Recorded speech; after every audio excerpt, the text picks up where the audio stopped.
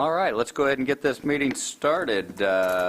We will call to order the September 15th Area Plan Commission public meeting. First item on the agenda is roll call. Mr. Burns? My pleasure. Jackson Bogan. Here. Larry Leverins. Here. Carla Snodgrass. Gary Schroeder. Here. Jerry Reynolds. Here. Greg Jones. Here. Bob Metzger. Here. Diana Looper. Here. Vicki Pearl. Here. Michelle Dennis. Here. Tom Murtaugh. Present. Perry Brown. Here. Tracy Brown. Here. Jason Domkowski. Here. Lisa Dullum. Here. Kathy Parker. Here. Jody Hamilton. Here. Quorum present. Thank you, sir. It appears as though we have a class from Purdue. Am I accurate on that? Yes? Welcome. We hope you'll find this meeting riveting. Glad I wore my good shirt for all the crowd. With that, we'll head right into the briefing session. Thank you, Mr. Bogan. David Hiddle with the Area Plan Commission. All cases are ready to be heard, but there are two items to bring to your attention. Number two first. The agenda says that Z2840 is a request for R1 zoning. It is incorrect. It should show a request to rezone to R1U. All notification was correct. There's just an error in the packet that you received, so that's just a kind of a Scrivener's error there. And then with regards to the first item under the briefing session, this has to do with the Russell Station planned unit development. If we can go to the next slide, please. It was brought to our attention not too long ago that a sign that was erected on this site had the wrong date on it. You can see that it says the 16th day of September. It should have been today, the 15th day of September. That means that proper public notice was not provided. Ordinarily, that would mean that the case needs to be continued for a month. However, it could be, if the Plan Commission, if it's at your pleasure, you could waive essentially that rule that requires that say the 15th instead of the 16th and allow it to go forward tonight. It would require a couple votes that I think Mr. Burns can walk you through. We received just the one phone call about this, and it was a person who received the letter that had the correct date on it and then wanted to reconcile what he saw on the sign. So the letter went out, did have the correct date, and the notice was published in the newspaper and did have the correct date on it as well. So the only error was on this sign here. I think that I'll just note that if the purpose of public notice is to make sure the public is informed, probably most of the folks here tonight are here for this case. And so the case could be made that they're duly aware of what's going on. But at any rate, it's a decision for the board to make. Thank you, Mr. Hiddle. Mr. Burns, would you please? Yes, as he just indicated, and as you all know, there is a bylaw that says that there will be a sign posting. The sign posting was done, but it's the wrong date. The law says that if there is substantial compliance with a posting or a public notice, then that's good enough. It doesn't have to be exact. And so you have the option, if you so choose, to suspend your own rules. So the first thing is to make a decision on whether you choose to suspend your bylaws on this issue. If you choose to do so, it'll be necessary to have a motion and a second to suspend the rules, and then it will take a unanimous vote by all members present to suspend the rules. If the rules are then suspended by unanimous vote, you would go to the next question and a motion and second to waive the insubstantial defect in the sign. So, first item would be to get a motion and a second on a suspension of your bylaws. To put it on the floor for discussion, I'll move that we suspend the rules on the case that was just spoke about. We have a motion and a second on the floor. Let's have a little discussion here. For clarification purposes, everything but the sign that we are looking at on the monitor today was correct. This is the only item that was not accurate. And so we are only voting on this. All other notices given to the public were accurate. Any discussion on this? Hearing none, we have a motion and a second. Voice vote? Let's show of hands. If there's a division, then we can go through it. Fair enough. So all in favor of moving this forward signify by aye and raise your hand, please. Aye.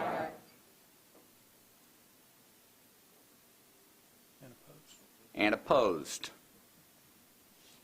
It appears as though we are unanimous, Mr. Burns. And so the next motion would be a motion and a second to waive the insubstantial compliance in the sign. In order for this to pass, it'll be necessary to have a two-thirds vote. And I believe we have how many members present? 15? 17. 17, thank you. Can anybody do math? So we'll see. So a motion and a second, please, on waiving that defect. I move that we waive the defect for the sign posting for, it looks like case C 2840. We have a motion and a second. Any discussion? And that was case 2035. As 2835. 2835. I'll get it third time. I'll get it right. Thank you. Thank you. We have a motion and a second on 2835. No discussion. All in favor, raise your hand, signify by aye. Aye. All opposed? Unanimous vote once again, Mr. Burns. Thank you for that. So we will move forward with the agenda as submitted. And item 2, approval of the minutes. I move that we approve the minutes from the August 18th, 2021 meeting as submitted. I second. We have a motion and a second. All in favor? Aye. Opposed? That carries. No new business. On to the public hearing. Everybody's favorite part where I get to read the statement. For those of you unfamiliar with our procedures, the Commission would like you to know the following. When we hear a request to subdivide land, we are only concerned as to whether the actual drawing showing the division into lots meets the technical requirements of our ordinance. The question of appropriateness has already been determined. Anyone wishing to make comments or provide us with the information regarding any subdivision petitions will be given the opportunity to do so. When we are hearing a request for a change in zoning, we are trying to determine if the new zone being requested and the uses allowed in that zone are appropriate to that property and supported by the comprehensive plan. With each case being heard, our staff will present its report. Then the person requesting the rezone will be given an opportunity to speak. Following that, those of you wishing to speak in favor of the rezone will be recognized, and then those of you who wish to oppose it will have a turn. This will be your only time to speak. The person requesting the action will be allowed a rebuttal. Plan Commission members will then ask questions and finally vote. Please limit your statements to no more than 5 minutes. We ask that you not repeat what others before you have already said. We are a 17-member body, and the majority of 17 is 9, regardless of how many commissioners are actually present. At least 9 votes in favor or 9 votes against are required for our action to be official. If fewer than 9 of us agree to either approve or disapprove an action, that case must be heard again next month. Our vote on a request to subdivide is final. Our vote on a request to rezone serves as a recommendation to the appropriate city council, town council, or county commissioners, who must ultimately decide on changes in zoning.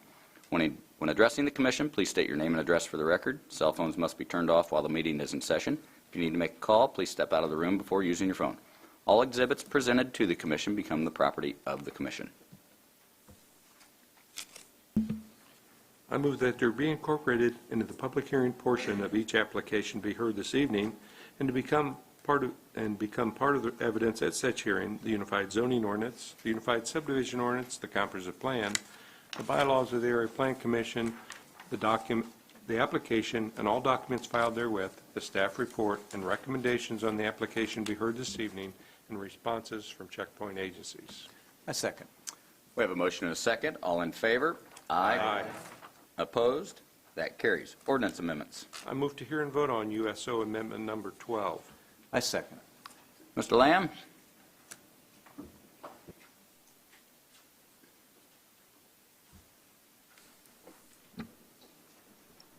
Yeah, this is Amendment Number 12 to the USO, our subdivision ordinance.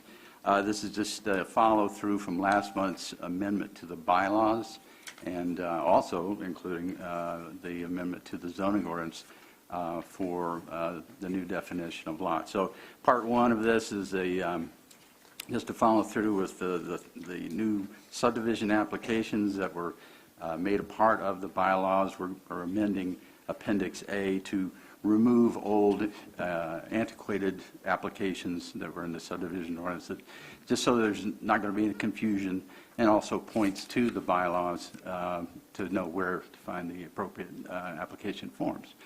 Part two to this amendment is just to synchronize the definition of lot that we adopted last month to the zoning ordinance. It's the lot definition of the subdivision ordinance has been pretty vague over the years. It hasn't been a real problem because the zoning ordinance does control over most of these types of standards and definitions over the subdivision ordinance, but we felt like it was a good idea, good time to just synchronize them. So we recommend approval. Thank you, sir.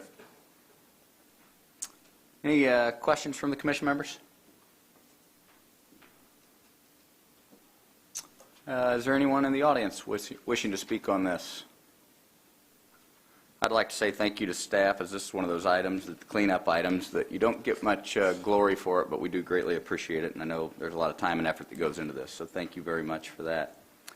With that, we do have a yellow ballot. We're on USO Amendment number 12.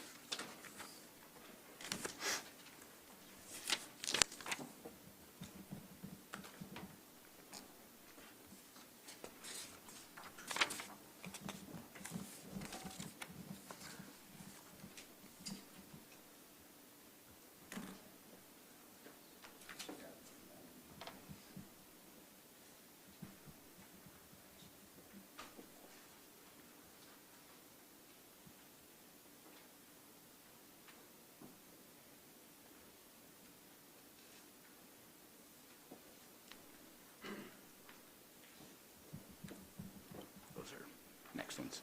I think so.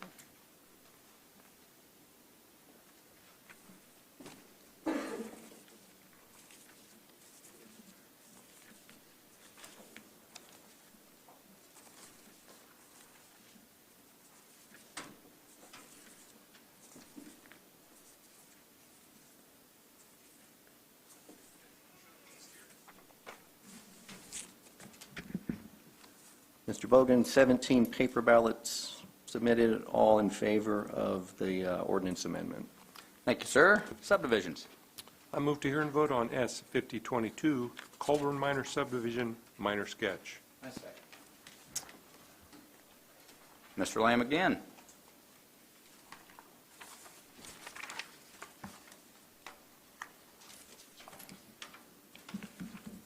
Coleman Minor Subdivision is located on the northwest side of Soldier's Home Road, West Lafayette.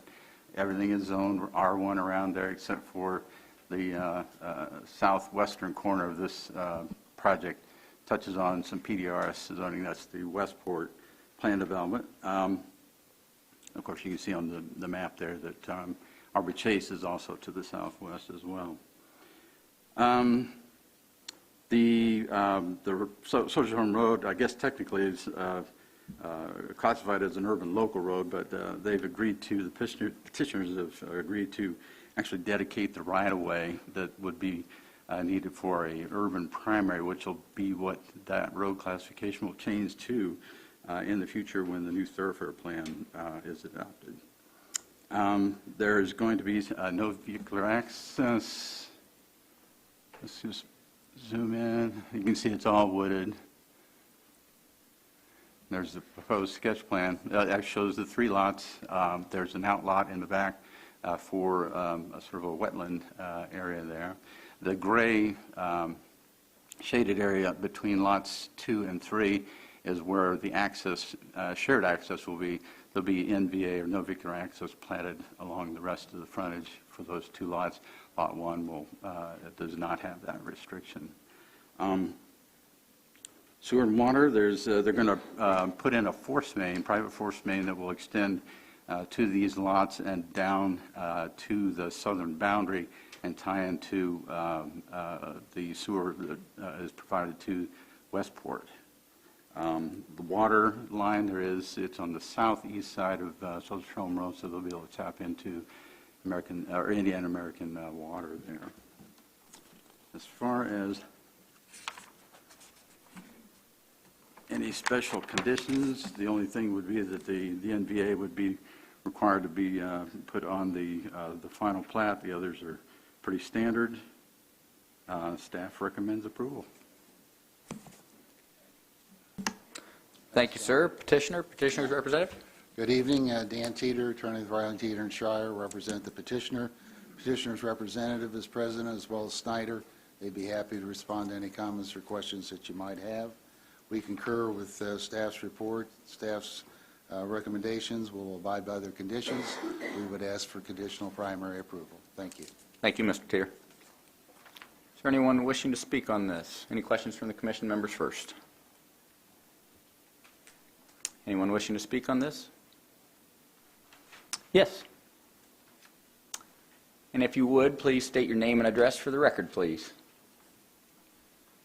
Yes, I'm Sharon Baker, and we do live in Westport. We do not back right up to that, but we have been there for 12 years. A big concern I see here is we have accidents all the time. People are speeding down there, and we end up with people in our ditches. People get hurt really badly. They run off and run into our trees. And so, man, I'm concerned about the access to getting on the Soldiers Home Road until, I know there's a plan someday, but maybe before we need to get Soldiers Home correct, before we all of a sudden have more accidents out there that we have to call for. And also, if the water, is it connecting into Westport's water at all? Whether it's going to drain into our ponds, I'm not sure. You're kind of mumbly, so I didn't. It's actually going to tie into the water line that's on the southeast side of Soldiers Home Road. So it won't go into Westport at all? No, it's a separate. Okay. The other thing they need to think about is there's a bog there, a big bog, and some of the houses that are in Westport have hit springs when they tried to put in a basement. And so maybe before somebody goes and puts lots on there, they better make sure that they're not going to be hitting these springs that we have. Like, we have one house that they have 2 sump pumps running continually because, and even when it's dry like this, it's really wet.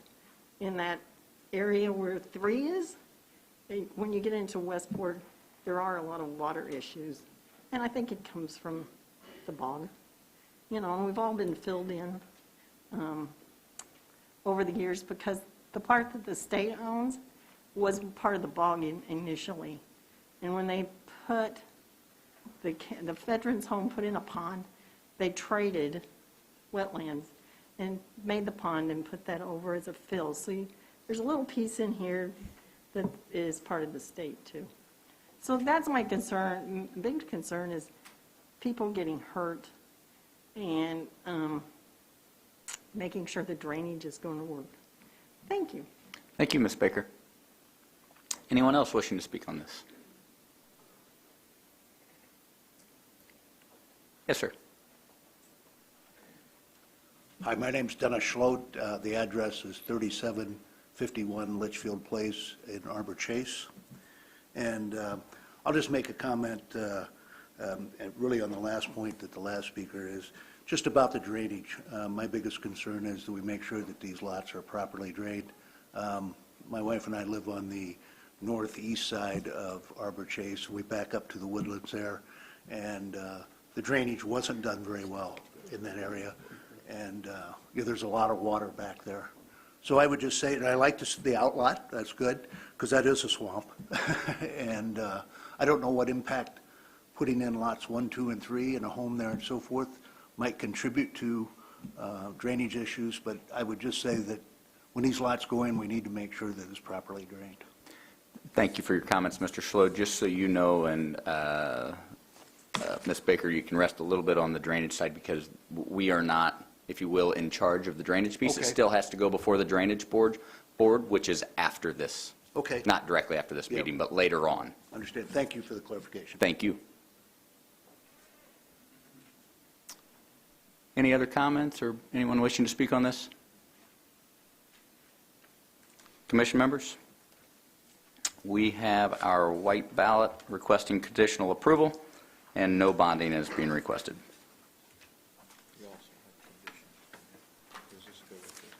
I know they do not. Yes.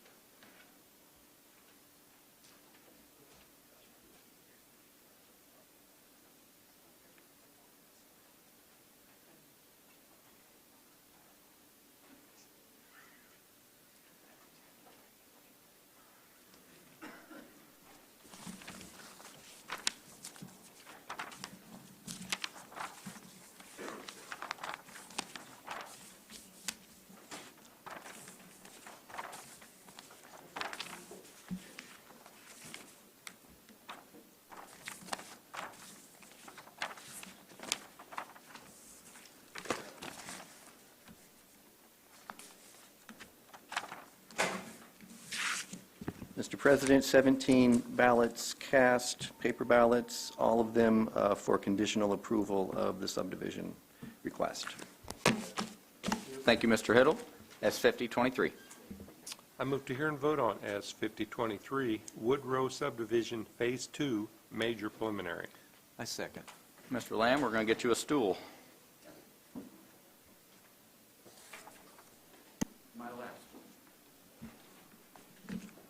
Okay. Woodrow subdivision Phase 2. Phase 1 was actually, you can kind of see the two squares up there just to the north of the outline there. That was Phase 1. It was a two-lot minor. This is a major because it's a single parent tract, and this is for 4 lots. They've maxed out the 4 that are allowed per parent tract, so it kicked it into the major category, and that's the only reason there are no proposed public improvements otherwise. Okay, it's all zoned R1 on this side of the road. To the east is AW. You can see Ag to the south. To the west is the R1B that for the Barrington Woods and Barrington Lake subdivisions. And there's without the zoning. You can see it's primarily farm ground right now. In the northern end, there's some woods. See a little clearer there. This is McCarty Lane on the west side. To the south is County Road 50 South, and on the east side is County Road 675 East. And there's part of this, excuse me, part of this application includes a variance to not add additional pavement width to 675 East.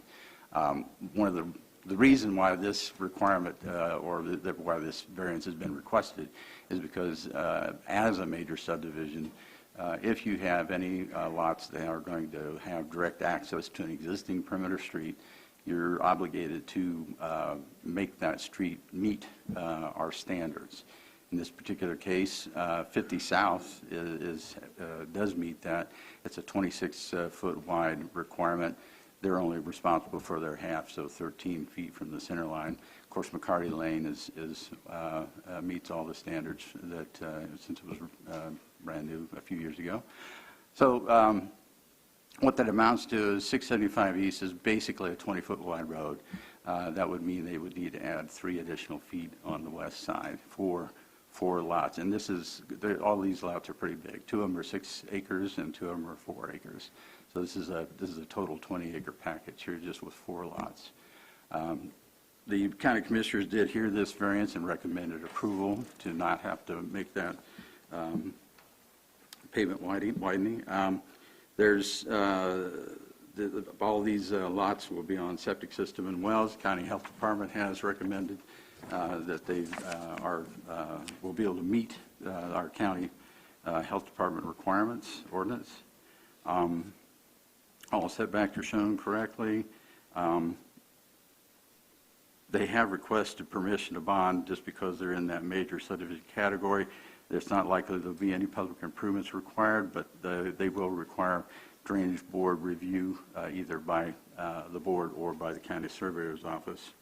One little problem, they numbered their lots 1 through 4. We already have lots 1 and 2 in Phase 1, so we need to renumber the lots 3, 4, 5, and 6. That's a condition number 2. That's the only sort of non-standard condition. With that, staff recommends a conditional primary approval. Thank you, Mr. Lamb. Petitioner? Again, Dan Teeter, attorney for Riley, Teeter and Schreier, represent the petitioner. T-Bird Design is present this evening. They're happy to respond to any questions or comments that you might have. We concur with staff's report, their recommendation. Obviously, we would ask for the variance request that's been approved by the county commissioners and agreed to by area plan as well. We would ask for bonding, and we would respectfully request conditional primary approval. Be happy to answer any questions. Thank you. Thank you, Mr. Teeter. Commission members, any questions? Is there anyone wishing to speak in favor of this petition? Opposition? With that, we have our white subdivision ballots. We have one variance. We can vote on these at the same time, correct? Yes, please. So we will be voting on one variance, and then also for conditional primary approval, and then also for bonding. So 3 items that need to be marked.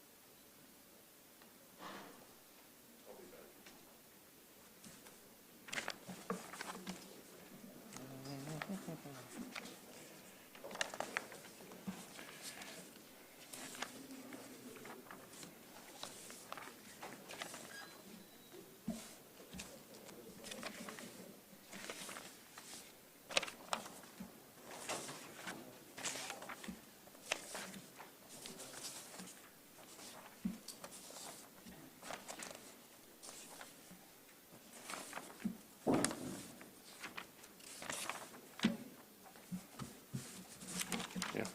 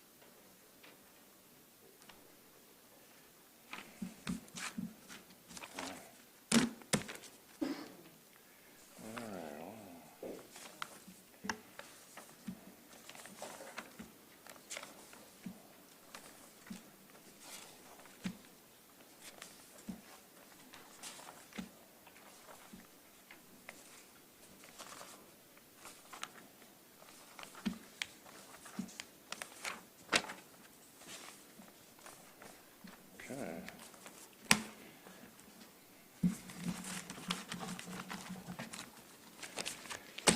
Everybody had to show up.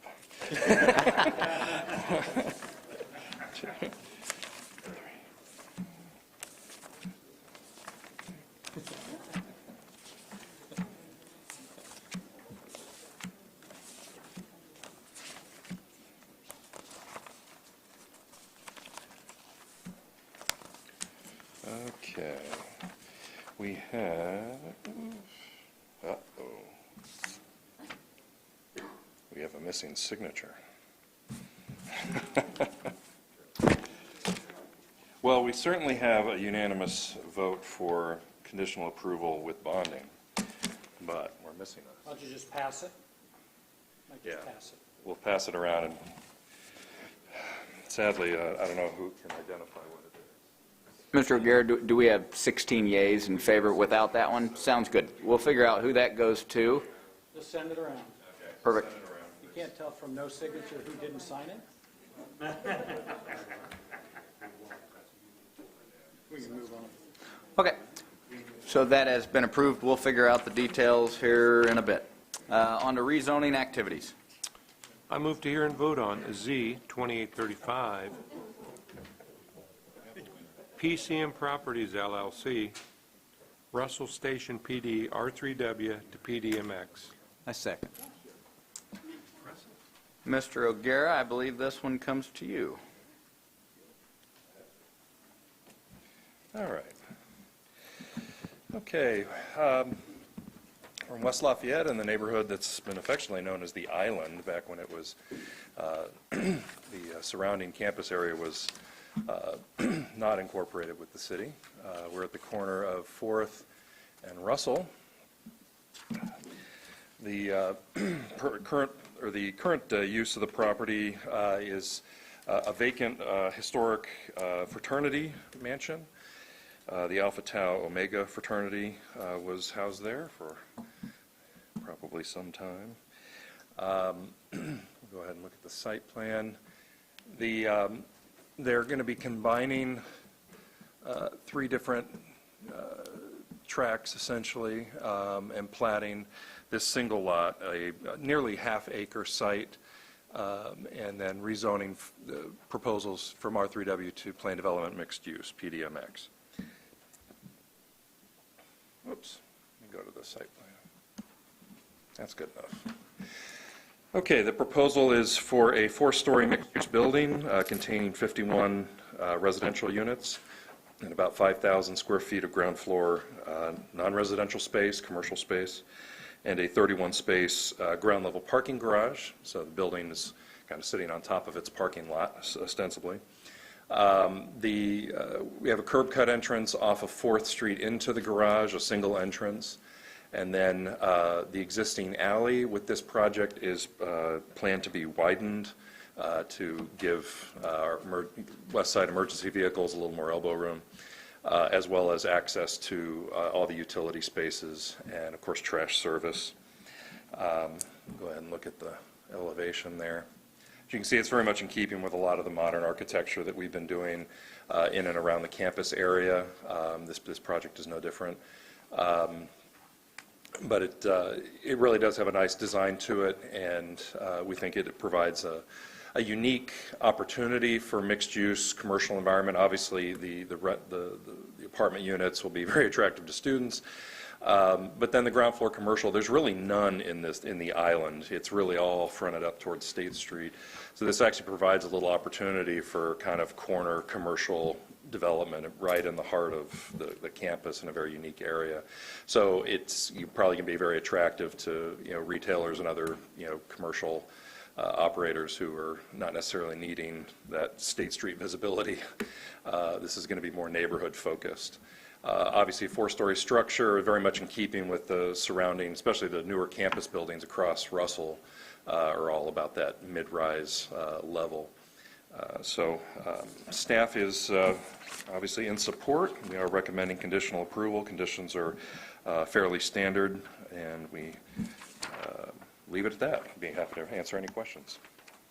Thank you, Mr. O'Gara. Petitioner's representative.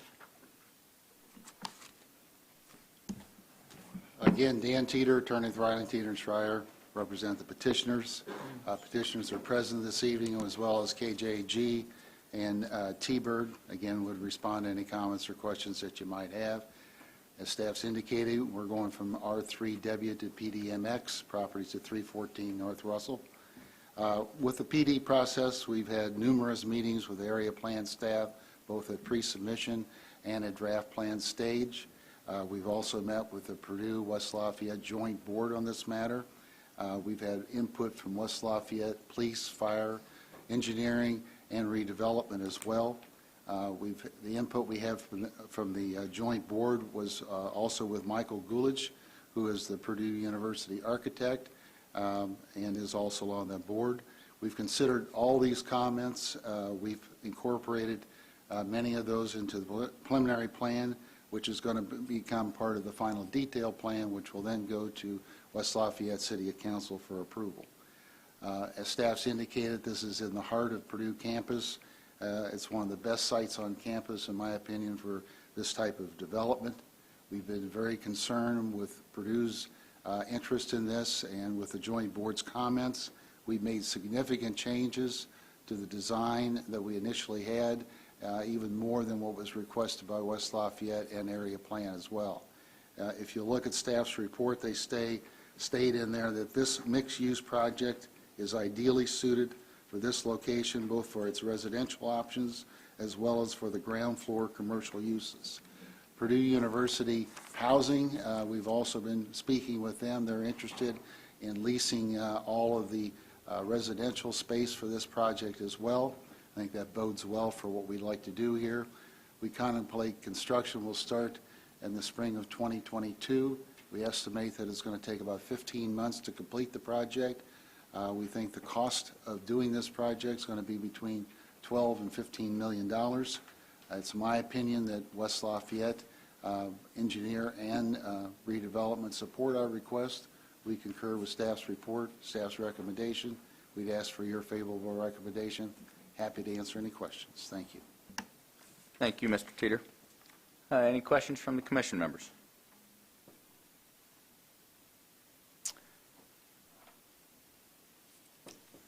Dan, how many beds? 51 units. Do you know how many beds? 101 beds on the 101? 101, yes. Thank you.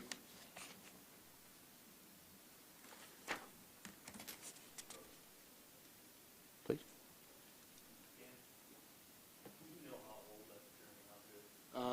It's, I think, a little over 100 years old.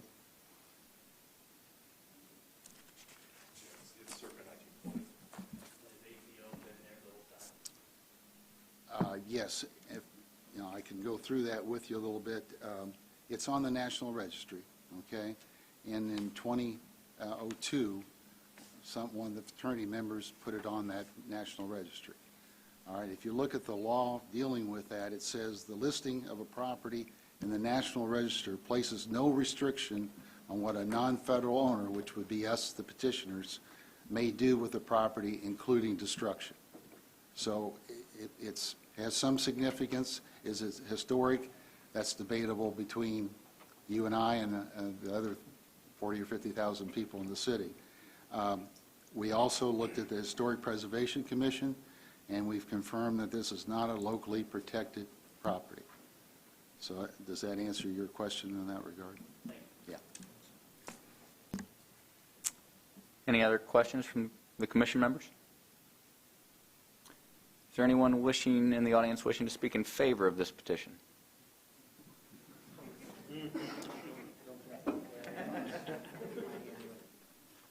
Opposition? Name and address for the record, please, sir. Thank you. Ladies and gentlemen of the Commission, my name is Steve Schultz. I reside at 488 Littleton Street, West Lafayette. I'm also the General Counsel for Purdue University, and I speak this evening in my representative capacity for Purdue.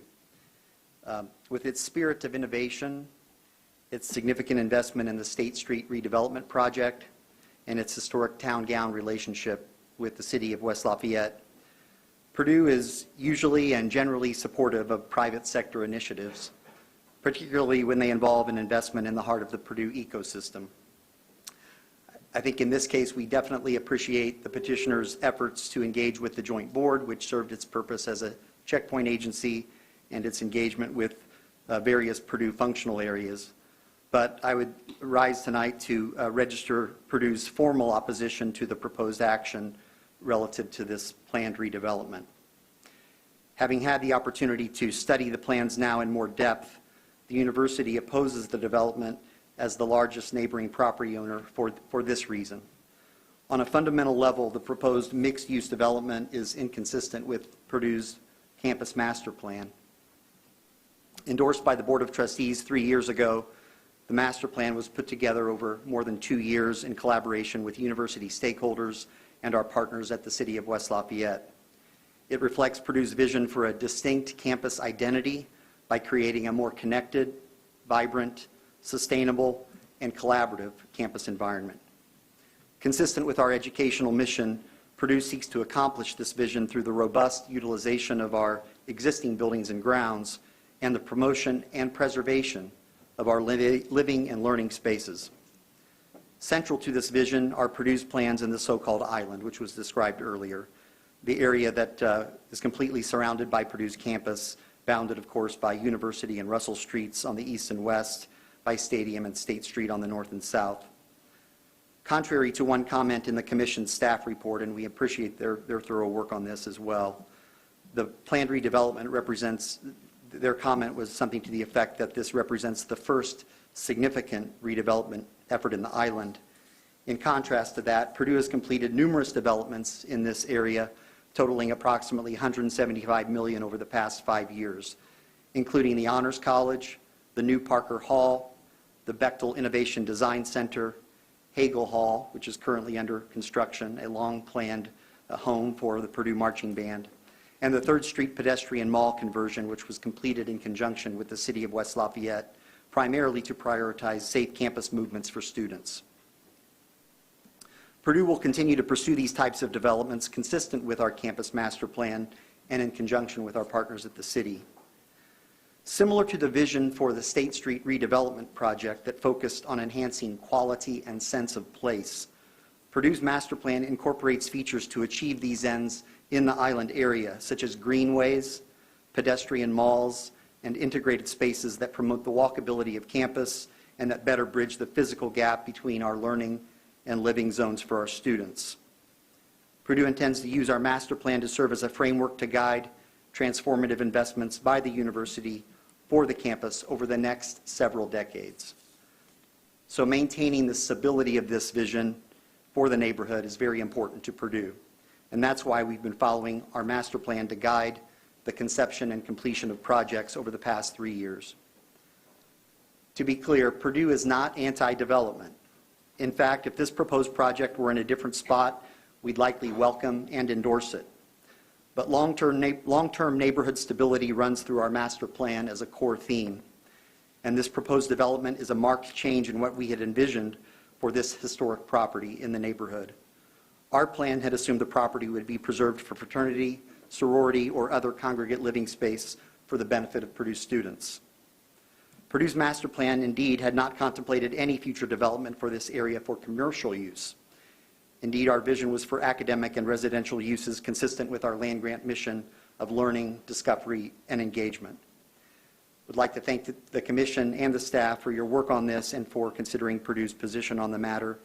We'd welcome any and all opportunities to share more about the campus master plan and work with the Commission and staff to forge a greater shared understanding and identify areas of common interest.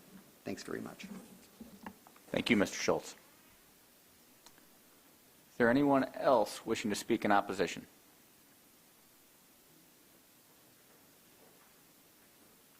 You want name, address, and name and address, correct, right? Yes, sir. Kieran McCormick, 501 North Russell Street. The number one thing that I want to mark on, and which he touched on very, very effectively, was that the architecture that is planned for this building will very well go against the general, it will go against the, sorry, it will compromise the way in which this area of campus has been for all of Purdue's history, and it will mark a change in the way that Purdue's history will be seen for the future as well. This property has been in this campus for 100 years, and hopefully 100 more. It is a mark of the accomplishments of hundreds of people, thousands even, that have come through as Purdue Boilermakers and will come back as alumni and people to come in the future. On top of this, if you look at the design for the building, it does not provide adequate parking for the commercial employees. There's already not enough parking around Purdue's campus for staff and students to begin with. So with 101 beds provided for this location, on top of them only providing 31 parking spots, there's nowhere near enough parking to accommodate all these people. I think that on top of all this, and I think there's other houses here, other representatives of different Greek organizations here that would stand with me in saying that this is not the type of place, type of building, or type of location that we'd like to see for this plot of land, simply because of the fact that this is where we have resided and been around for years. Appreciate your time. I apologize. If you have any questions, I'm willing to answer. Thank you, Mr. McCormick.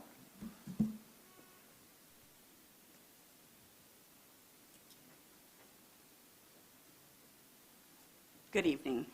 My name is Pris Skirty, and I reside at 8303 Tyler Road, Battleground. I come as a representative from Kappa Kappa Gamma fraternity, which is the neighbor to the east of 314 Russell Street. We oppose this. We recognize the development opportunity that it presents, but at the same time, we feel, as has been stated before, that this remains inconsistent with the look, the feel of communal living throughout the island. I am pleased to be a part of a group that joins with many other fraternal, cooperative living, religious-based organizations, as well as other multicultural groups that share in a green space and a community that offers a unique footprint within the campus environment. Those are a special place, and we ask for your consideration to oppose this. We are also remain, as the neighbor directly behind, that we are concerned with the parking and the access. We agree and appreciate the commission and staff's recommendation to widen that alley for the purposes of this construction. But we still think that with the additional traffic, given many, many more parking spaces that would be coming down that alley, this would be a tremendous change in the flow of access. But first and foremost, it goes back to the feel of the communal living that is so much a part of the university campus. We too support the development and hope that there can be a place for this kind of additional housing, support, residential and commercial space. And we think that in many ways it has been appropriately constructed, but not in the place it falls. So we ask your consideration in opposing this, and we thank you for your efforts. Thank you, Ms. Gertie.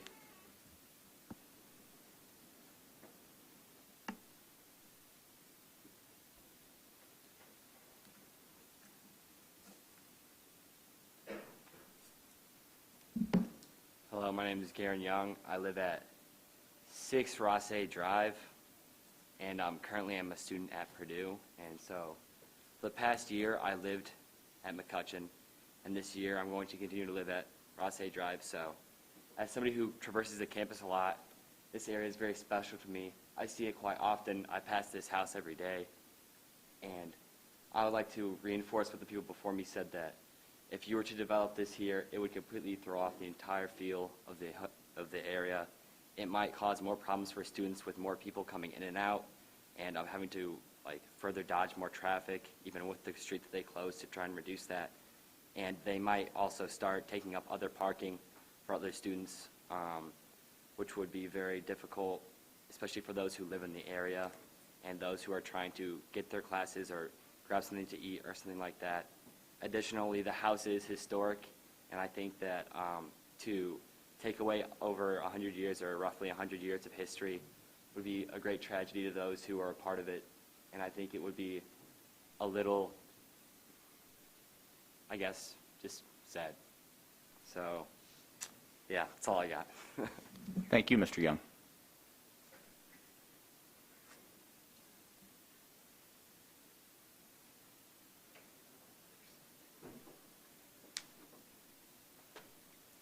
Hello, everyone. I'm Daniel Ferneri. I currently reside at 501 Russell Street. I just want to echo all the points that are already made today. As much as someone who actually lived in Griffin Hall South, which was one of the new buildings built on Purdue's campus for housing, I was able to experience that, and it was a great asset. That was a different section of what we're talking about here. I guess you guys referred to it as the island. That's a separate thing, I feel. And I know a lot of other people feel the same way. I get the housing. I'm all in for more housing, but like everyone said, that parking is going to be an issue. And I mean, the history of the house, it's unfair to all the people that lived there before. And it's just not the right place. Right idea, but not the right place. That's all I have to say. Thank you. Thank you, sir.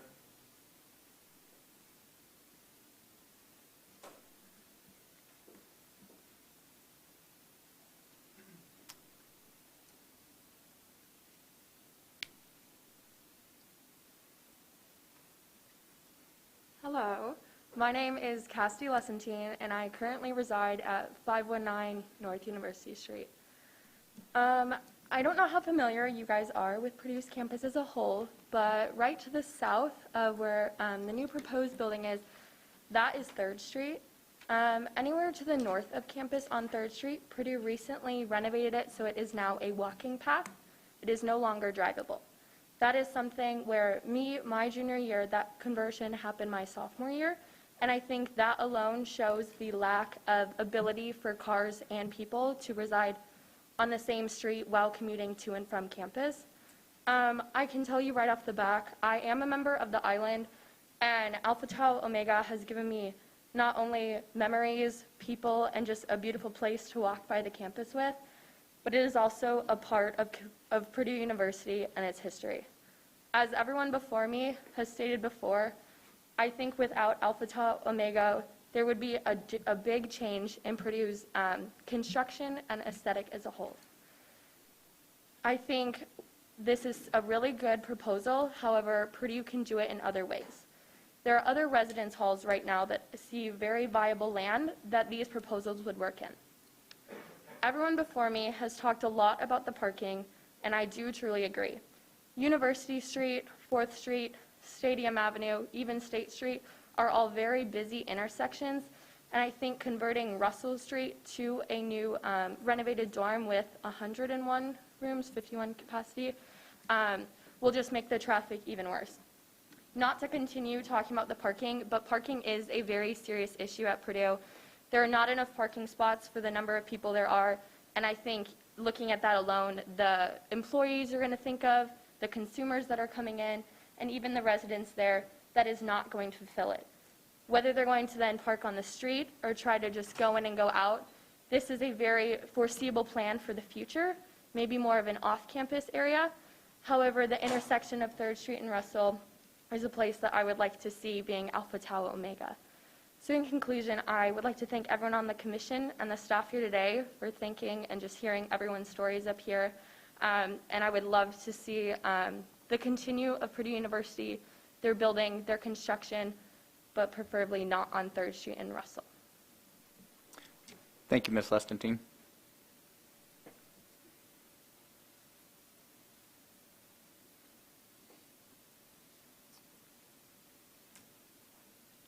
Anyone else wishing to speak?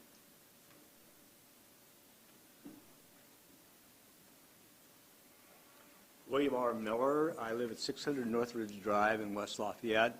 I'm the primary advisor to Phi Gamma Delta fraternity at 640 North Russell Street.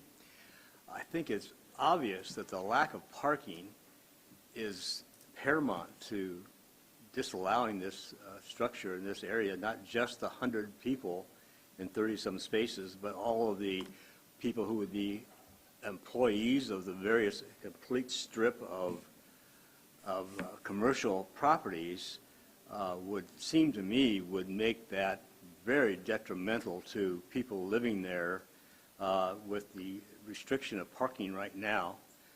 That's just my opinion. Certainly, the university has planned well. The Honors College, which has recently constructed, is well done. It's a beautiful building. This building could well be a Days Inn out on the interstate, as far as I'm concerned. I mean, I'm not an architect, but it's not particularly attractive and certainly does not fit that area as far as I'm concerned. If I were in charge of Kappa Gamma Gamma behind there and I had apartments that would be peering down into my bedrooms, I would not be very happy about that. And so that's just some of my comments of my opposition to this. Thank you. Thank you, Mr. Miller.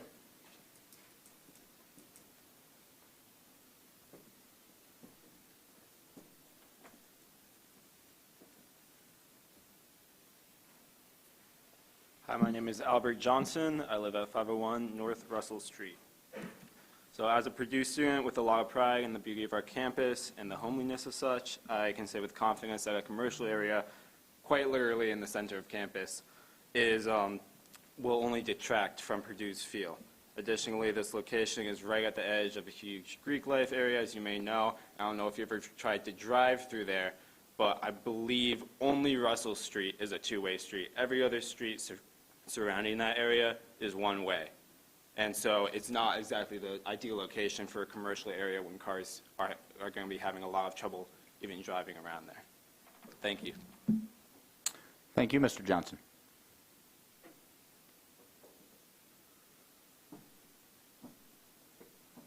Anyone else?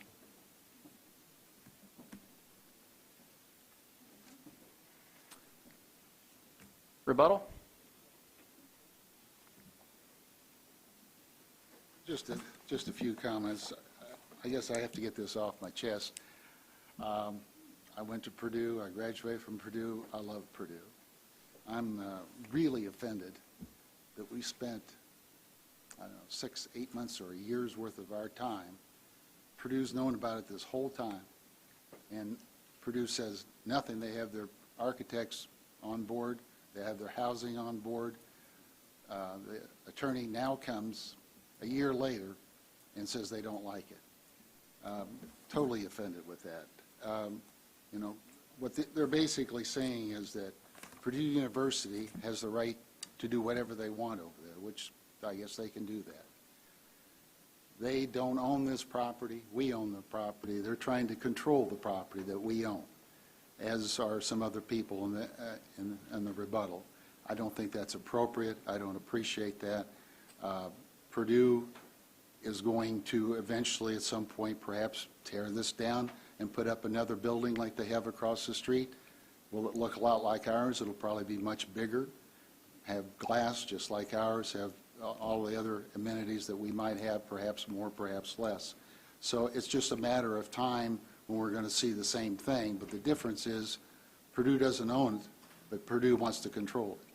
And just like some of the kids here that are going to Purdue are saying, well, boy, to have commercial in this area is offensive. Why is that offensive when Purdue has commercial right across the street? We got Chick-fil-A, we got Jersey Mike's right across the street. It's okay, again, for Purdue to have that, but it's not okay for somebody that has a little piece of property that wants to develop it. Again, it's just, to me, it's very offensive to have that. Again, we've confirmed that it is on the National Registry. Does that make it historic? No. Does it make it interesting? Yeah, it's interesting. You've got 20 people tonight that think it's very interesting. We got the other 30,000 people in the community that don't care or don't think it's interesting. So to me, I don't think this is a historic building. I think it's an interesting building. It doesn't have the density. It's kind of past its time. What's going to come next is something with more density over there. Purdue is screaming for to have apartments. They don't have enough room for anybody. This is something that the Purdue Housing has said that they want because of that. Also, too, the fraternity that was there, and they talk about that a little bit. Just a note for the record that petitioner bought this from the fraternity about 20 years ago, leased it to the fraternity for a period of time, and then in 2020, they leased it just to individuals. And then it's sat vacant here since May, and they started on this particular process. Part of that is, and I want this for the record, is that fraternity has had numerous sanctions with Purdue. That's caused part of the problem. That's part of the reason they didn't want to continue that relationship. And they've got the right to do that. Again,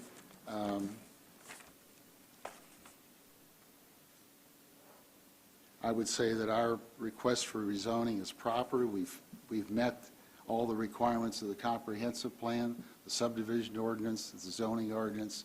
We would respectfully request your favorable recommendation. Happy to answer any questions. Thank you. Thank you, Mr. Teeter. Any questions from the commission members? I don't know if you can answer this or not, Dan, but so Purdue Housing wants it, but the other side, they don't talk to each other? I'm just curious. I guess not. I mean, honestly, it's yeah, like it's you would really, think it's they just would. totally offensive to me how you can do that. We met with the joint board, which we were supposed to do, met with the architect, made significant changes to the plans to satisfy what they want, to make it give it the look that they want. That's what we did. Okay, so we've tried to go through that process. We've been dealing with the housing as well, saying, boy, we need housing. We'd like to lease the entire residential portion of this facility. So what's Purdue's master plan? I think Purdue's master plan, depending on who's president, changes every time. So the next term, somebody else, there'll be a different master plan. But what does that do? That impacts us as individuals that own property, and that's not right. One question, Mr. Teeter. Yep. Several issues of parking were brought up. 31 spaces, 101 beds, 5,000 square feet of retail space.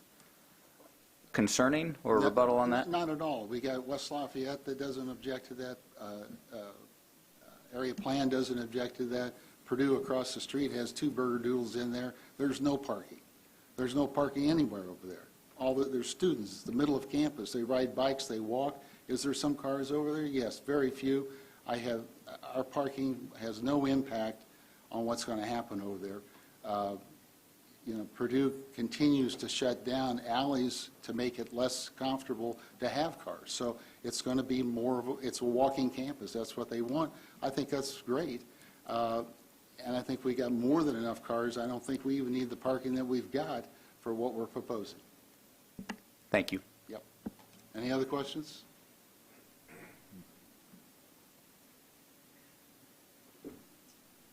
Hearing no further.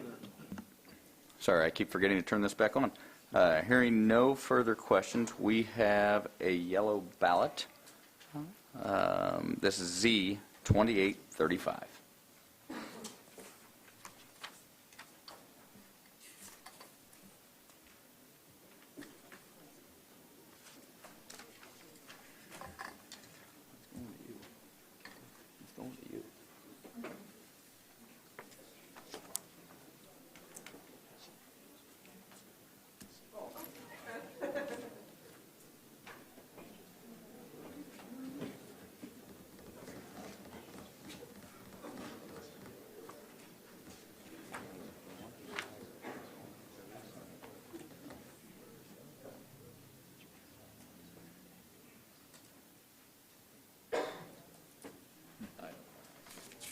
Oh, I thought you needed something. You're on there.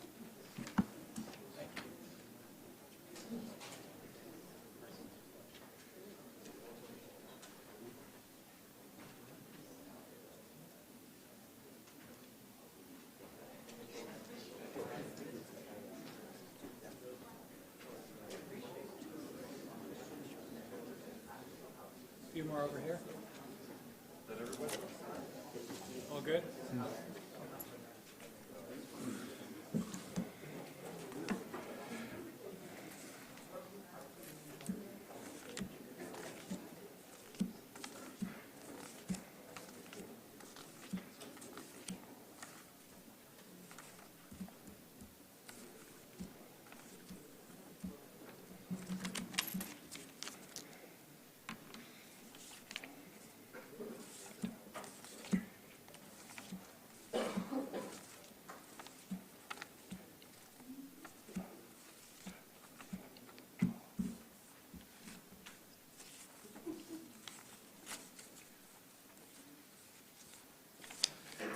We have 12 votes recommending approval, 5 votes recommending denial.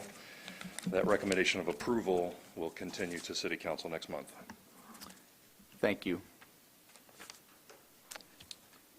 I move to hear and vote on Z 2837, Kaysen and Earl LLC, Murdoch Gardens Phase 2 PD, I3 and NB to PDRS.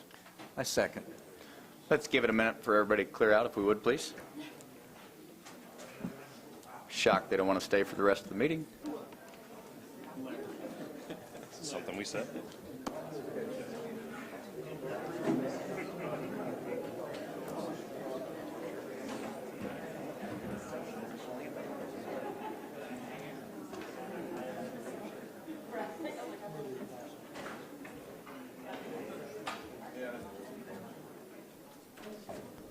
Okay, let's move along. Ryan, this one's to you again. Okay. We're on the floor? Okay. All right, let's move across the river. We are in Lafayette. Just west of Sagamore Parkway and Earl Road.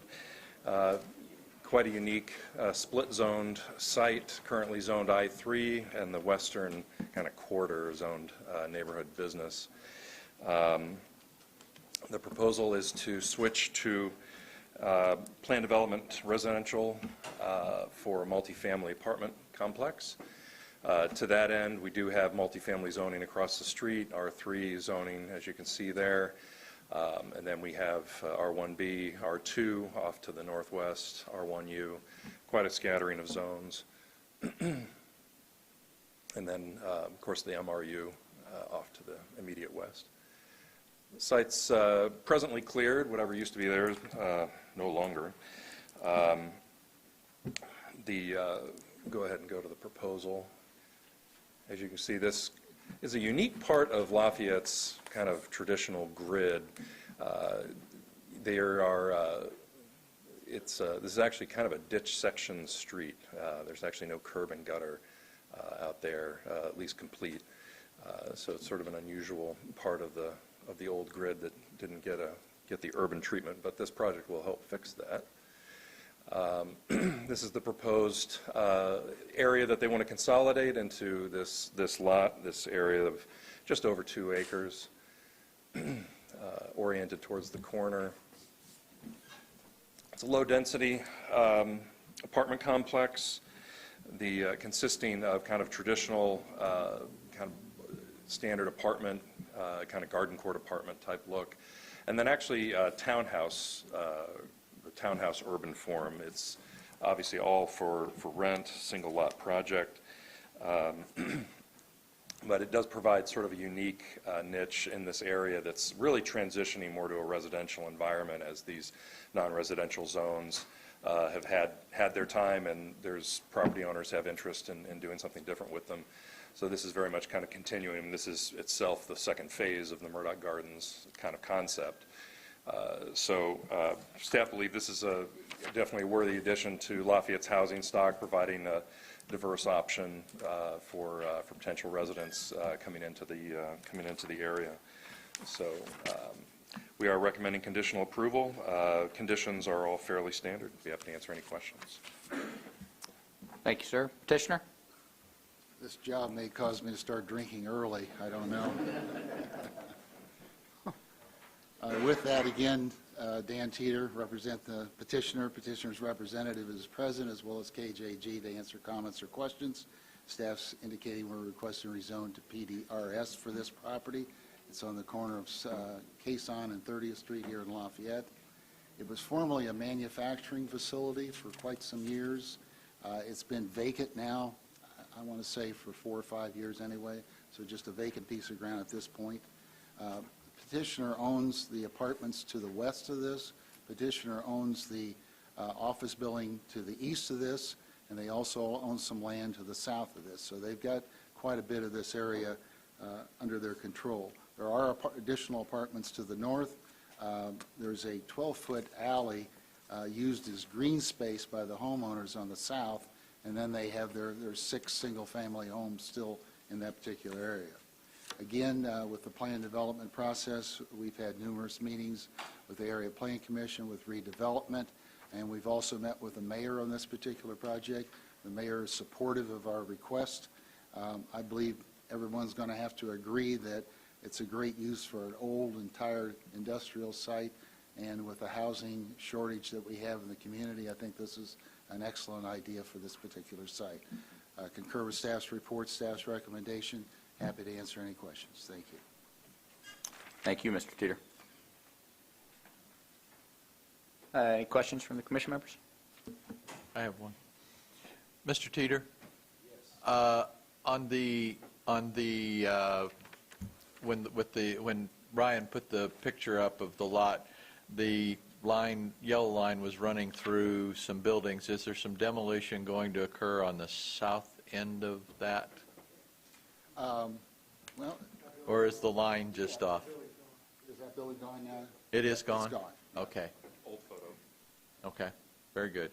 So everything that's there is going to stay there? Everything there, it's just a vacant piece of ground at Okay. this point. Very good. Totally. Okay. Very good. Thank you. Yeah. Yes, yeah.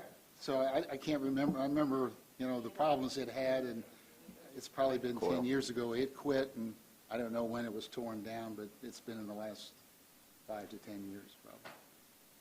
Thank you. Thank you. Any other questions? Is there anyone wishing to speak in favor of this petition? Opposition?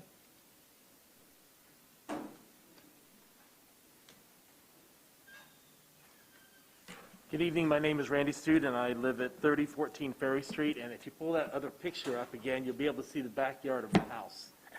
On the third house over there from the hair salon that's gone now. I've lived in my location for about 20 years. It'll be 20 years this coming year. And I have 3 or 4 concerns, and I'm not sure that I oppose necessarily, but I want some answers, I guess, because I got the letter in the mail, and that was the first time I found out, other than the fact that they've spent the last year moving dirt around on that lot, moving things for the other lot across the way. Now, in the meantime, I don't know if you've been on Ferry Street. Lots of people drive Ferry Street, and they drive pretty darn fast. And the reason they do is because there's no light on that street. I'm not asking for a light. What I'm pointing out is they drive that street as a cut-through street already. We haven't even had anybody move into the Murdoch Gardens, which is just to the left of this. I don't know how many spaces there are in there. It's probably a couple hundred at this point.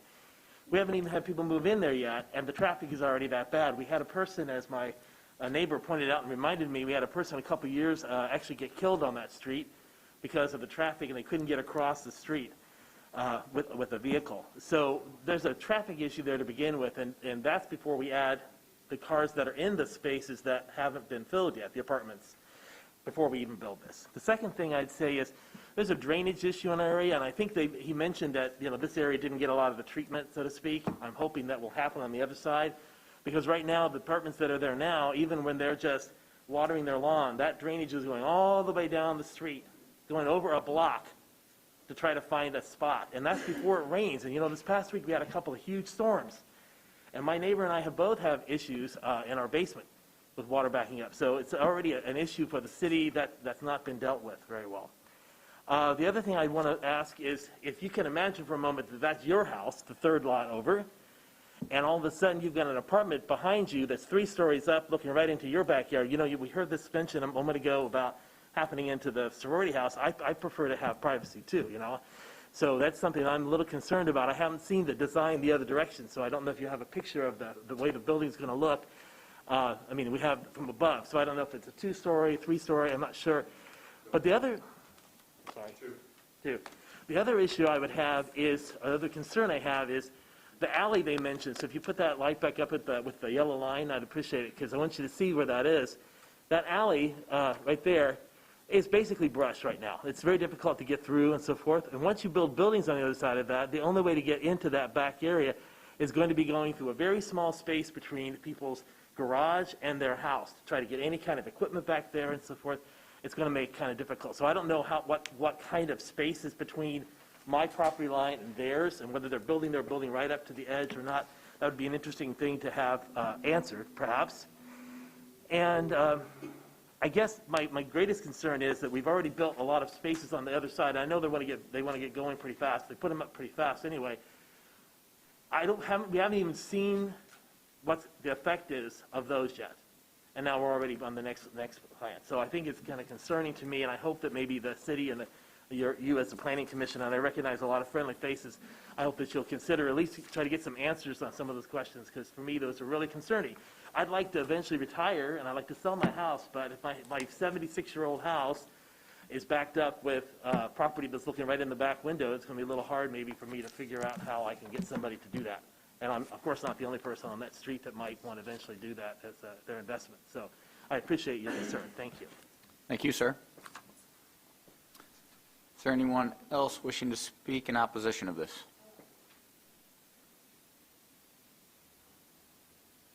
Hi, my name is Yesenia Gutierrez. I live on 3010 Ferry Street. I live on the 4th house. My concern is when it rains, back there, like if it rains a lot, we get a lot of water. Like my backyard and my neighbors to the left backyard looks like a little lake.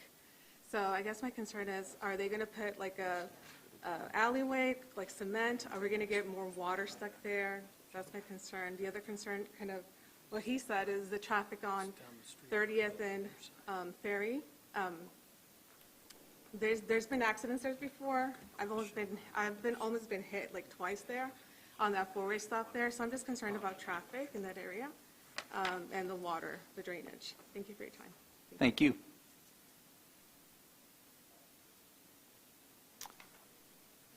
Anyone else? Questions from the commission members? Discussion? Rebuttal? Well, I can comment just briefly if you like. Obviously, the drainage is going to go through Lafayette, and then they'll take a look at that. That hasn't been resolved yet. But the alley it is an overgrown green space. I don't know how else to describe it. There's no pavement in it. I don't see, I've been out there a number of times, I don't see where it's been used. Now, maybe the people come from their houses and go back to it, but it's basically all kind of overgrown brush back in there. So that's a 12-foot alley that we don't control. I guess the city would control, but I think all these 6 homeowners use it, which is fine. And then our building will be another 10 or 12 feet from that. So we've got about 25 feet from our end of our building to their backyard.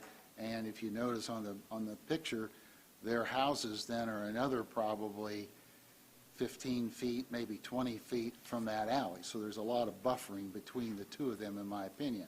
Again, to me, going from I-3 to basically residential is a vast improvement for anybody with a single-family home there. I think that's very positive for that area. I'd be happy to answer any other questions. Yes. Parking? Sorry to be the parking guy tonight, but I didn't see any. We're going to have townhouses along the eastern side, and they're going to have garages. So there's 16 garage spaces in there. And then on the south side of the property, we'll have open spaces for about 64 cars. So we've got 84 beds, but we got 50 units. I think we've got more than sufficient parking because it's going to be a lot of, couples being in there. Not everybody's going to have 2 or 3 cars for each unit. So I think we more than accomplished that particular aspect of it.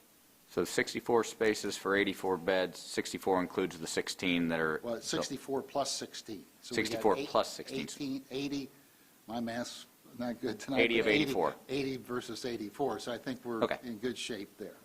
Thank you. From the parking guru, huh? Hey, yes. Dan, did when you had your discussions with the city, was there any discussion about vacating that alley? We didn't bring that up. Okay.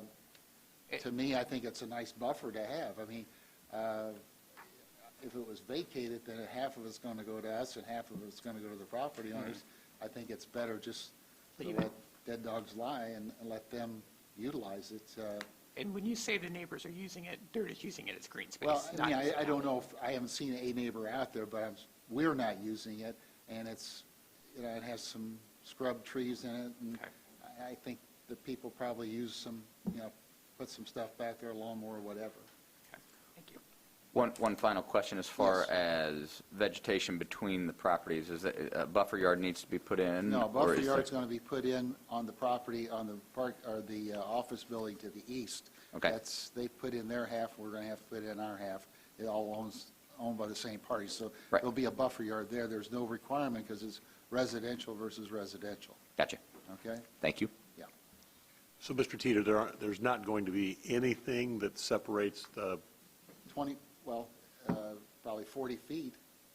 You have 40 feet that separates their back door from the apartment. No landscape, no berms, anything like that? No, it wasn't required, it wasn't demanded or wasn't requested by anybody. Thank you. Yes?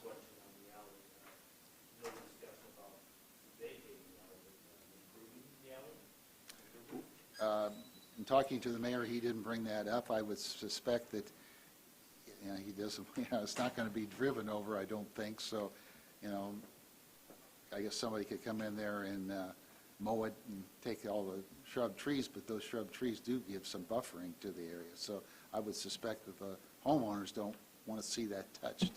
If anything, they could plant some trees back there. Thank you, Mr. Teeter. Thank you. Any other questions before the vote? With that, we have a yellow ballot, Z2837, case and enroll.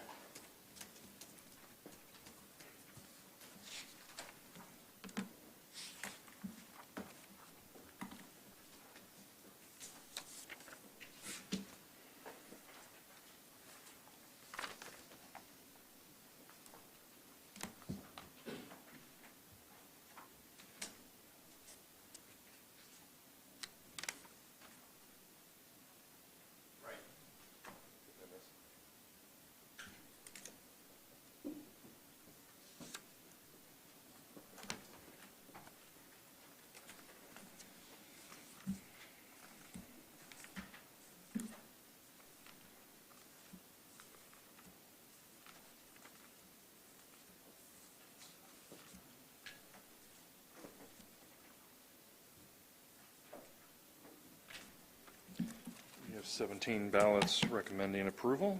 That case will continue to City Council next month. Thank you. Z2838. I move to hear and vote on Z 2838, Brixmore Properties Group, Sagamore Park Center, PD, PDMR to PDMR. I second. All right. Well, for those that don't understand the distinction when PDs go from one designation to the identical one in terms of its acronym, all that is, every plan development that has a rezone number attached to it is a unique project.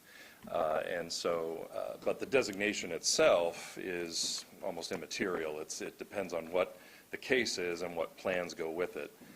In this case, it's a PDNR, Plan Development Non-Residential Zone. It currently is one. They would like to rezone it to a different version of one, but yet it'll still have the same designation.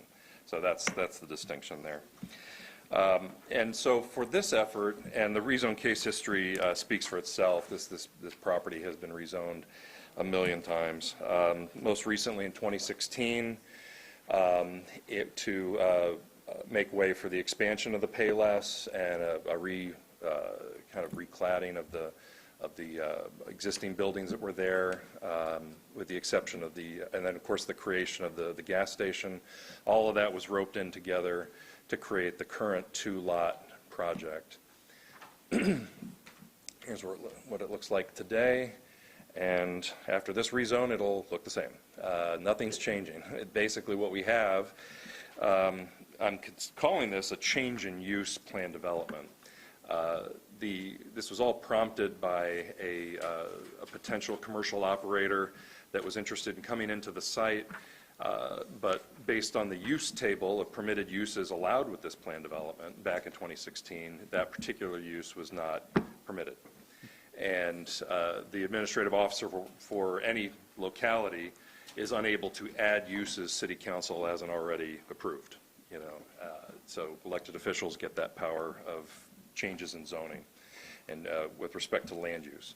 So City Council has to take another swing at bat on this one. So what we did is we crafted a more expedited process. Plan development process is very flexible. And so with this one, since there are no physical changes to the project with this, everything you see out there will stay the same, landscaping, parking, all the rest. What they wanted to do was to essentially add uses that were not originally thought of.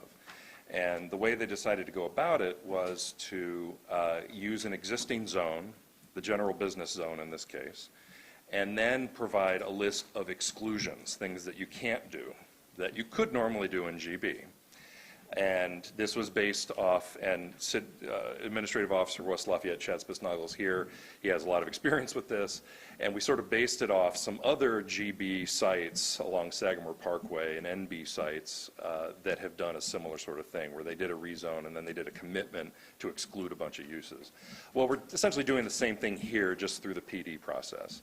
So what this project is going to do is reference the final detailed plans that were approved and recorded in 2016 to do what you see here, the expanded Payless and all the rest. But its permitted use table is going to be replaced with what we're doing here. And Chad has determined that the uses that are listed, which is essentially everything in the GB zone, which is kind of too much to kind of show here. It was easier just to show the list of exclusions. That the current parking allotment is sufficient for those commercial uses. And they've got evidence of that based on the other general business and NB sites that they've done this similar treatment with. So there was a lot of kind of comfort going into this, but a lot of back and forth. This was still a negotiated project. It's just we were just negotiating the uses. And really the city's main concern was they didn't want to have any outlying uses that would certainly be detrimental to any of the neighbors, like they've excluded, like car repair and things like that, lumber yards, those sorts of things. But at the same time allow some flexibility, so some commercial users, for example, you could have a doctor's office, but you couldn't have a vet. We're coming down to those sorts of distinctions, and so now you can have vets, if this gets approved. So it's really kind of that simple. So as a result of this, we're actually going to propose and bring to Ordinance Committee some changes to the PD ordinance to allow this more fast-tracked process to sort of formalize it. We negotiated it this way, so we were able to get it through, but we'd rather put it in the book. That way the community knows, hey, if I have an existing plan development project and I want to augment uses a little bit, I have a more expeditious path to do that. So we're going to try to formalize this change in use plan development idea. So that's why the conditions of approval are pretty slim, because essentially we're just going to record the reference to the original recorded final detailed plans along with this use table change, which is GB except what you see in your packet. So be happy to answer any questions. And for clarification, the city is in favor of this giveth and taketh away approach? Yes, and they're here. If you want to talk to them. Thank you. Any questions? More for clarification. Yes, sir. I wasn't here for this, but it kind of involved me, so I figured I'd talk. Oh, you're good. Name and address for the record. Sure. John Christodolakis. I'm trying to think where I live now. 386 West Big Pine. I kind of build houses and sell them, so I had to think about it. West Lafayette. Tangentially, we operate the Christos there on that property. I wanted to ask just quick questions. What's the requirement for notification for this? Is there any requirement for notifying the tenants of any of these changes? I'm just curious. Because, and I'll give you some history on this. Like a couple years ago, we did a major renovation of that parking lot. Yeah, so just for clarification, there was a major change in that parking lot configuration a couple years ago. It was pretty detrimental to us. That whole shopping center, if we even go back to 2000 when we renovated there, the city of West Lafayette took away parking because of the parking considerations. And I'm just really concerned about this whole permitted, not permitted kind of scenario, because it's already a parking kind of fiasco there. Anybody will tell you there on Sundays, it's just, there's no parking there. So by broadening it this way and just kind of saying, okay, this is just what's excluded, you basically just said everything else is included. Is that what we're saying? You're just saying this exclusion list is the only thing you're going to exclude. Everything else is included, could be included in a GB setting. Okay. So that would be the only thing I would say. I was a little bit concerned and just apprehensive because we didn't know it was coming up here. Just seeing it pop up here was a little bit unnerving. But just for clarification. Thank you. Thank you. Petitioner?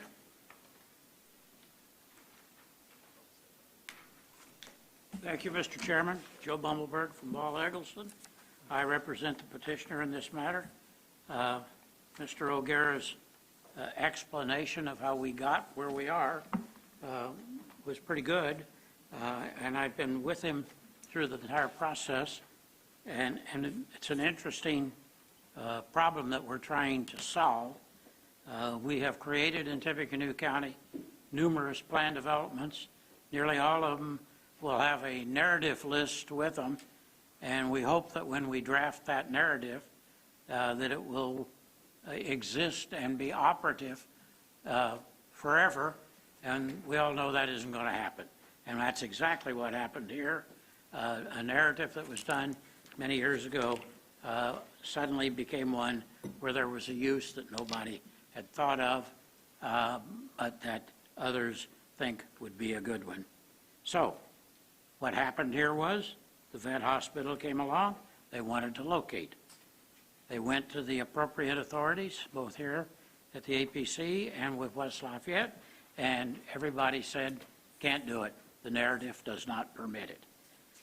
That led to discussions, and those discussions I had with Ryan several times, and I had suggested to him that the solution to this in the academic or maybe even in the practical world was to do a new plan development.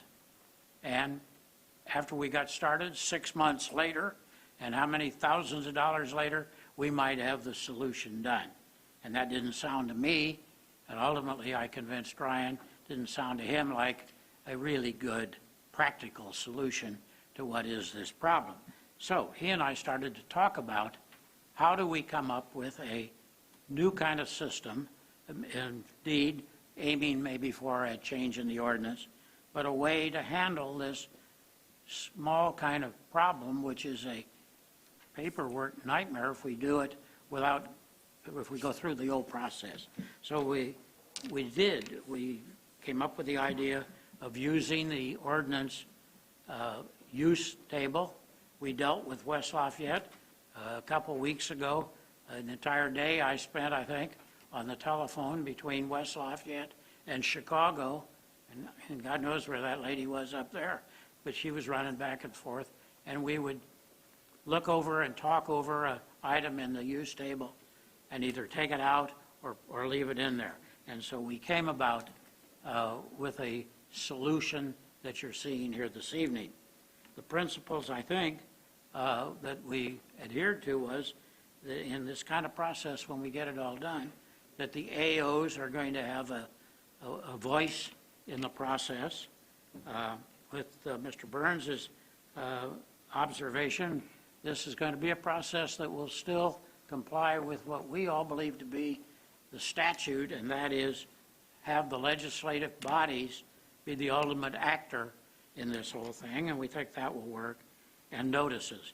And we have the checkpoint agencies that were noticed, all the interested parties pursuant to the ordinance were noticed, and I think because of some technicalities of trying to amend the notices to really say exactly what we were doing, I think Mr. Hiddle said to me this morning when I handed him a stack of those green coupons from the post office that it looked like we probably had over-noticed in this matter, but that makes good sense to always do it that way.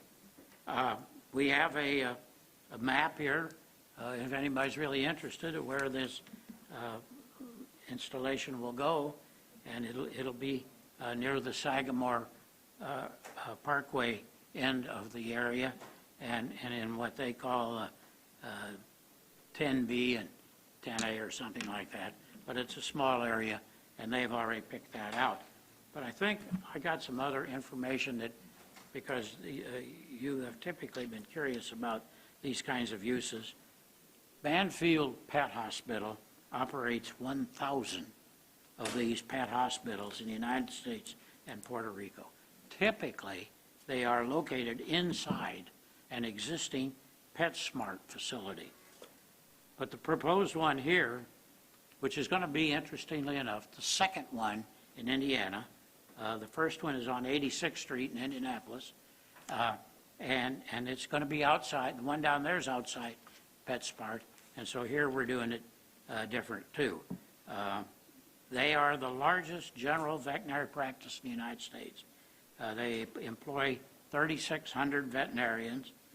They are entirely owned by Mars, Inc., under their pet healthcare division. There is a very strong affinity, interestingly enough, in the Banfield brand in Indiana.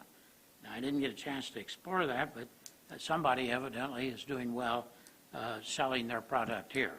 They specialize in preventive care, nutrition, counseling, vaccinations, parasite control, dental care, and behavior counseling. I say all those things for those of you who have pets. There will be no overnight dwelling here. That's not permitted, and if there's an emergency, they have a system where they deal with locals for the proper care for the animals. Their history demonstrates that their best pet hospital location are located in a shopping center with a grocery anchoring the shopping center. These people do their studies. So that's a little bit of what we're going to do here. If you grant our approval here tonight, we will be filing the necessary papers to do this modification that Ryan explained to you to allow this veterinary hospital to be there. And that's the story, and we would request your approval. Thank you. Thank you, Mr. Bumbleberg. I almost said Mr. Harvey with the rest of the story. Go ahead. I'm used to it. And now you know. Any questions?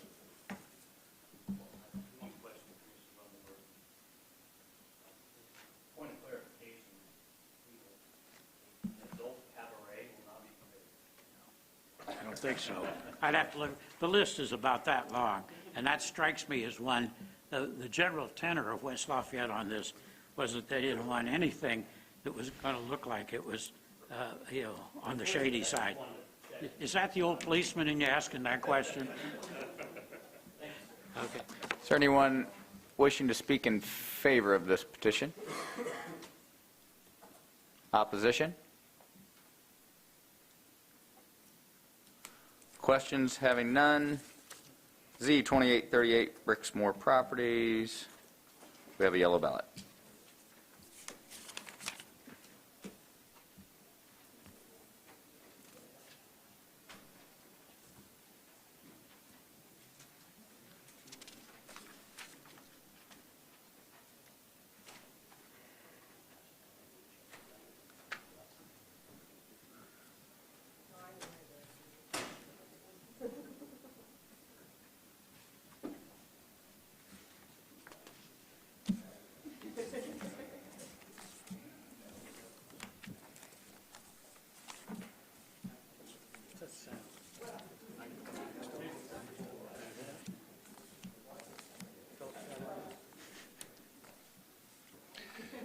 We have a unanimous ballot for Z 2838.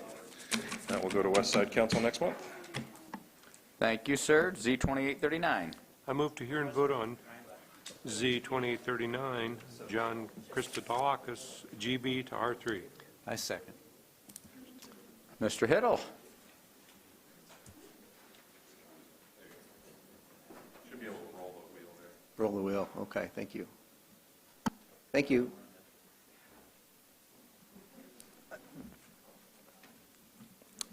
Z 2839, petitioner John Christodolakis. I think I got it. Represented by Dan Teeter.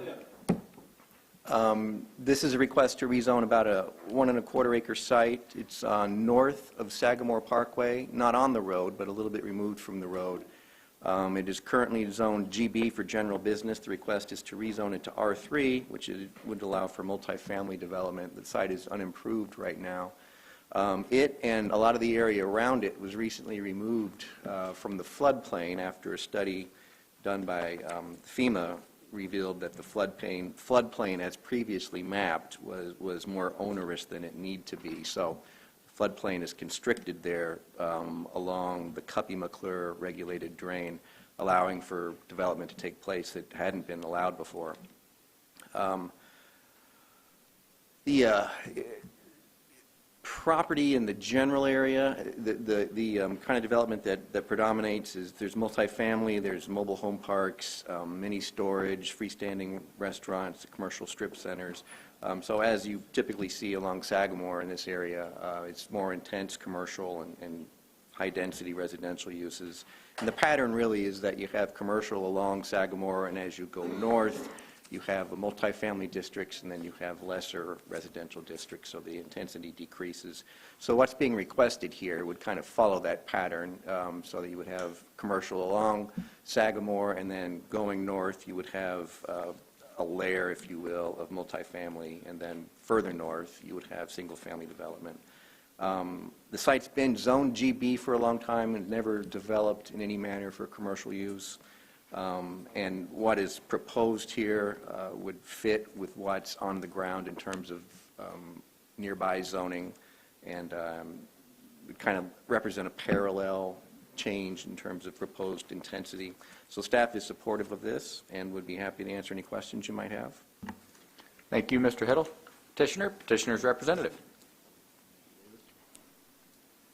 Again, for the record, Dan Teeter, attorney Riley Teeter and Schreier, represent the petitioner.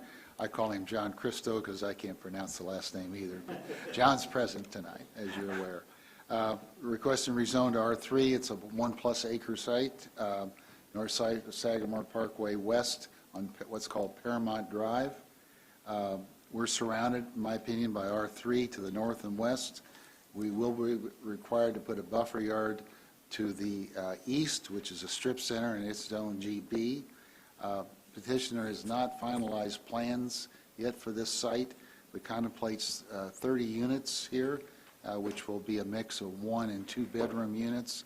So we're not renting to the student, we're renting more to the young professional.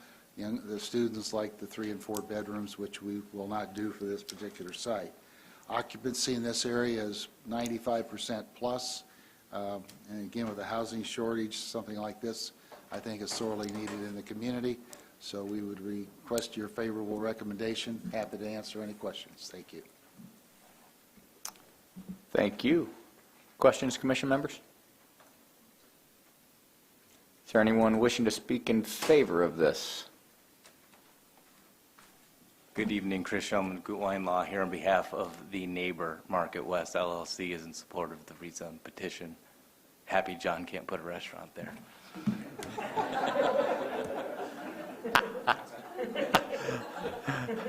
Thank you, Mr. Shulman. John's happy you can't put a restaurant there. Anyone wishing to speak in opposition of this? Any questions? I feel like I should ask about parking. We have a yellow ballot, Z2839. I missed that comment.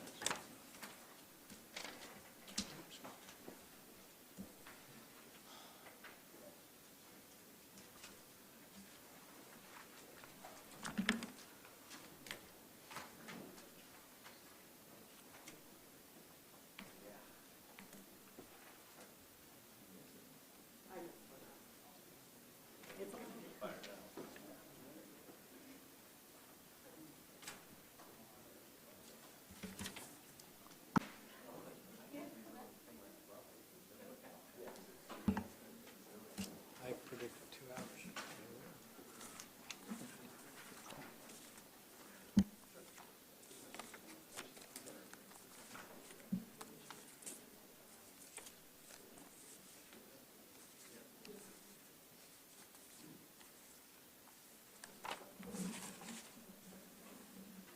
Mr. President, there are 17 paper ballots. All of them are in favor of the rezoning request. Thank you. Z2840. I move to hear and vote on Z2840, Garrison Properties LLC, NB to R1U. A second.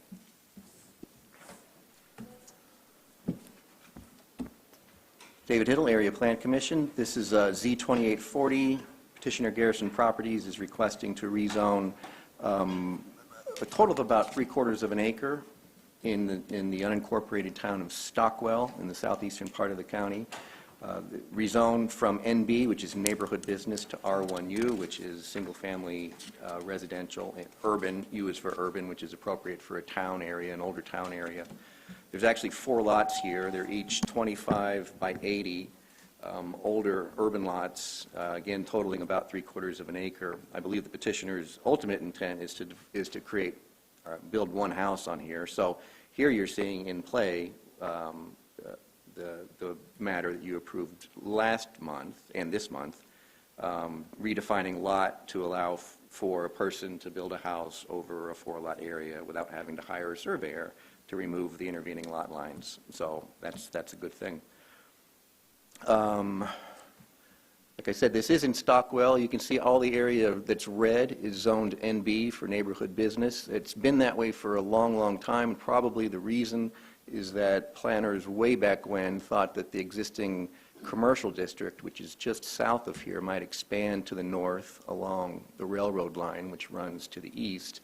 That didn't happen, and in fact, the area that we're in was developed with houses. This is an old Google Street View photo looking south across the subject properties toward the handful of buildings that make up the business district, and you can see a neighboring house, the edge of it there on the right edge of the photo.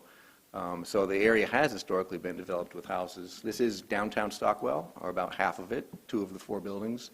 It's a pretty wonderful area in the southeast section of the county that you're going to be hearing more about because we just started a comprehensive planning project with them. They're in front. This is not germane to the story, but I like the area. So in front, there's a full-service but pretty small grocery store. And then in the background is a brand-new cafe that is doing well. And Stockwell is a very engaged and active place. They have the smallest of Keep America Beautiful's 700 or so satellite programs. You know, there's Keep Indianapolis Beautiful. Municipalities all over the country have a Keep America Beautiful program that is named Keep Municipality Beautiful, and Keep Stockwell Beautiful happens to be the smallest. And they're very active, and they've been around for a long time. This is an aerial photo showing the 4 lots in question that would be rezoned. It is, in a sense, a spot rezoning, but it's a down zoning, and it's in keeping with what was actually built here. Again, although we do have a post office north of this area, which could be considered a commercial structure, the rest of this stretch of lots was developed with houses. And in fact, I think on these 4 lots there was a house existing that had burnt down. So staff thinks this makes good sense, and we are supportive of this, and would be happy to answer any questions that you might have. There. Thank you, Mr. Hiddle. Petitioner, petitioner's representative. Yes, good evening. Chris Shulman of Gutwein Law, 250 Main Street, here on behalf of Petitioner Garrison Properties, which is run by J.D. Disher. We appreciate the staff's opinion and recommendation, and I agree with that. I guess this is a little glimpse into, when I stress the term relative boom in Stockwell housing development, but I think there'll be some more things soon to come in the area. Petitioner stated wants to build a single-family home consistent with the area, and we'd be happy to answer any questions, but if not, thank you. Thank you, Mr. Shulman. Questions, commission members? Anyone wishing to speak in favor? Opposition? I guess just briefly. You can't do that. The three guests who were here earlier were about this. We spoke, answered a couple questions, and they're comfortable with the project and went home. Oh, great. Thank you. And hearing no comments, no questions, we have a yellow ballot, Z2840.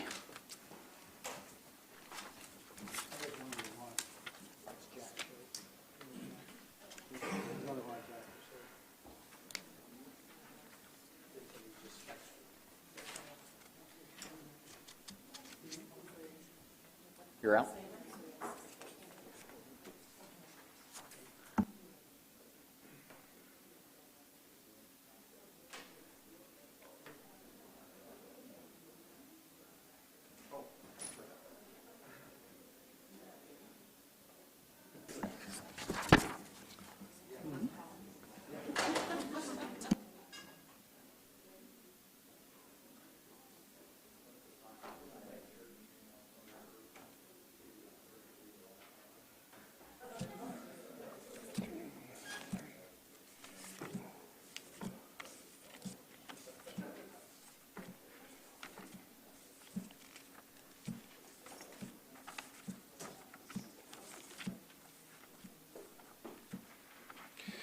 We have 17 votes recommending approval of Z2840.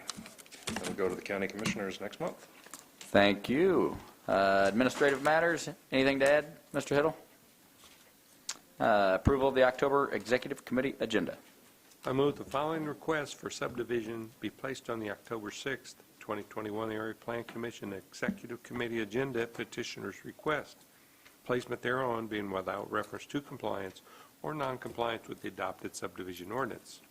That'd be 5028 QT 7260 addition, replat of lots 1 through 4 in Gateway Park Commercial Minor Sketch and S 5030 Bluffs of Buck Creek 2 Minor Sketch. I second. We have a motion and a second. All in favor? Aye. Opposed? That carries. Determination of variances. I move the following requests for variance from the Unified Zoning Ordinance are not requests for use variance prohibited from consideration by ordinance and statute. BZA 2061 Quick Trip Corporation and BZA 2062 James M. Tyler and Jennifer L. Neville. I second. We have a motion and a second. All in favor? Aye. Aye. Opposed? That carries. Director's report. Thank you. I emailed the director's report earlier this morning. I'll just answer any questions, but call out one thing that I just mentioned in the previous case. Really briefly, is that we are beginning a new comprehensive planning project in Stockwell. It's interesting for a couple reasons. It's the first unincorporated town that we've ever created a town plan for, and it's really the first town plan that we've done in quite some time, our department. We think it's really useful or needed here, really, because there's the housing crunch that's in place very much in the middle of the county and with regards to the West Lafayette and Lafayette. Stockwell has a sewer with plenty of capacity, which is kind of the driving force that keeps or prohibits housing from being developed. It has very much a top-tier elementary school, and its location right off of 65 between Indianapolis and Lafayette makes it a prime location for new development. But their plan dates back to 1980, and it doesn't mention very much at all that's helpful in looking at new housing. So Tom got us plugged into the movers and shakers of Stockwell, and we had a meeting to talk about the process to get a mandate from them, a consensus that they want us to do this, and there was very much not a mandate. One of the attendees really didn't like that word, so I got to exercise that from my vocabulary. So we're starting that, and Kathy Lind on our staff is going to direct that process, so that's a good thing. Answer any questions you might have with regards to the rest of the report. Excellent, thank you. Any questions? Great report as always. Thank you. Citizens' comments, grievances? We're batting 1,000. We'll take that motion. Move to adjourn. Thank you all. I love that term, grievances. Assuming somebody's mad at us. Yeah.